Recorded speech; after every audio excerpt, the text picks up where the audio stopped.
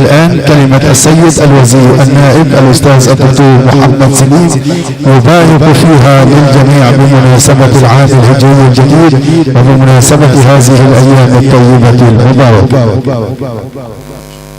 بسم الله الرحمن الرحيم، والصلاة والسلام على أشرف المرسلين. أولا كل عام وأنتم بألف خير وسلام وصحة وعافية. وحقيقة يعني المكان ده عزيز على قلبي. عشت مع عم الحاج حميدة الله يرحمه، عم الحاج سلامة، وعم الشيخ عبد المجيد، وأخوي الله يرحمه يونس، أخو الشيخ يحيى الشيخ يونس الله يرحمه. يعني كان الشيخ يونس على طول معايا، كنا على طول ليل نهار في البيت مع بعض. فالمكان ده عزيز جدا عليا والله. وطبعا كلهم يعني كل الناس اخواتي كلهم، بس انا بتذكر كنت دايما اقول سبحان الله ايه السيمفونيه الغريبه بين عم الحاج حميده وبين عم سلامه.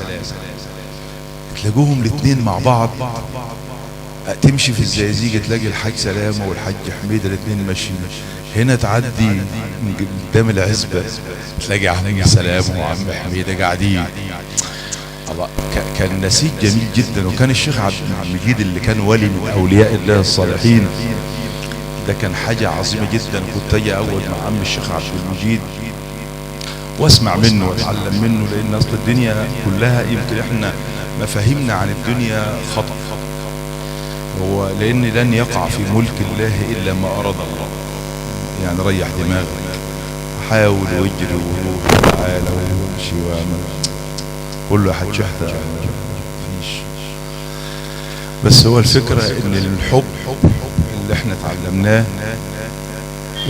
والنهاردة الحالة العامة اللي احنا عايشينها في بلدنا بقيادتنا الشريفة، القيادة بتاعتنا يا جماعة الشريفة المحترمة العظيمة، فخامة الرئيس عبد الفتاح السيسي رئيس الجمهورية. خلي بالكم، اوعوا تبصوا على ده في شوية غلا، ده في شوية مش عارف ايه. الموضوع اكبر من كده بكتير. انت لو قعدت ونظرت فعلا هتلاقي الموضوع اكبر من كده بكتير خالص. مش موضوع الرز بكام والسمنة بكام، ده احنا علينا حرب من القريب والبعيد والله. حتى الاشقاء اللي احنا بنقول اخواتنا والله بحاربونا. عشان كده بنقول يا رب بحق يوم الجمعة تكرم رئيسنا وتحافظ على جيشنا يا رب، وتحافظ على شرطتنا يا رب. يمكن انتوا شفتوا انبوشة كده في 2011 لما حصلت المشكلة عندنا وكنا عاملين ازاي. اوعوا تنسوا الحاجات دي يا جماعة، اوعوا تنسوها. كنا عاملين ازاي لما عملوا فينا ايه وايه وايه والحاجات اللي حصلت دي. شوف كنا بنتمنى الامن والامان ونقول نبيع كل شيء، بس نتعم. لو واحد معدى بعد صلاة المغرب نقول هو اتأخر ليه.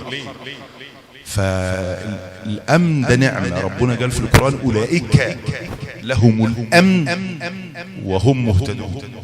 فالامن ده نعمة كبيرة جدا. عشان كده بنقول يا رب يحفظ بلادنا. وبشكر كل اخواتي اللي موجودين، وبشكر معالي المستشار المحترم اخويا الغالي المستشار السيد سلامة. ده شخصية محترمة من الشخصيات المحترمة، ودي حقيقة لابد أن يعلمها الجميع. وكل بلادنا وكل اخواتنا ابنائنا واخواتنا في مركز ابو حماد كلهم اصحاب فضل واهالينا. ويعني خيركم لاهله، ده سيدنا النبي قال كده. فانا بشكر حضراتكم وبقول لكم متشكرين. وطبعا بنرحب بالكابتن سمير، يعني اخويا وصديقي الامن الوطني، سنين عدد معايا. يعني ده اخويا، يعني بقالنا حوالي 35 سنة صديقي واخويا. يعني بقول لك يا مرحب بيك هنا. يعني النهارده لما شفتك يعني كنت سعيد جدا جدا. طبعا يا يحيى انا عارف لك انت منتشر زي البروسول، انا عارف. فطبعا انا بشكركم والله العظيم تاني انا مبسوط جدا جدا جدا من المكان ده. ويعني عادة الناس الطيبين، عشان الطيبة النهاردة أصبحت عملة نادرة، فافتكرت الناس الطيبين، الناس الأصلة المحترمين اللي بيحبوا بعض بجد، مش هم من الناس من يعبد الله على حرف. مصيبة. ربنا ينجينا جميعا، وكل عام وانتم بخير، ودايما نأتي في مناسبات سعيدة وسعيدة وسعيدة يا رب العالمين. وشكرا جزيلا على يعني هذا المكان. شكرا. الشكر موصول للسيد الوزير النائب الأستاذ الدكتور محمد بك سليم، عضو مجلس الشيوخ ورئيس لجنة الشؤون الدينية والأوقاف بمجلس الشيوخ، رغم انشغال سيادته بالمؤتمر الشعبي اليوم أمام منزل سيادته، إلا أنه أصر أن يأتي إلى أهله وأحبابه يؤدي صلاة الجمعة. حقيقة حينما يكون النائب ذو ثقافة علمية وذو علم كبير تجد الكلمات مرتبة، كلمات في ميثاق الموضوع وفي ميثاق الهدف. النائب الأستاذ الدكتور محمد بك سليم.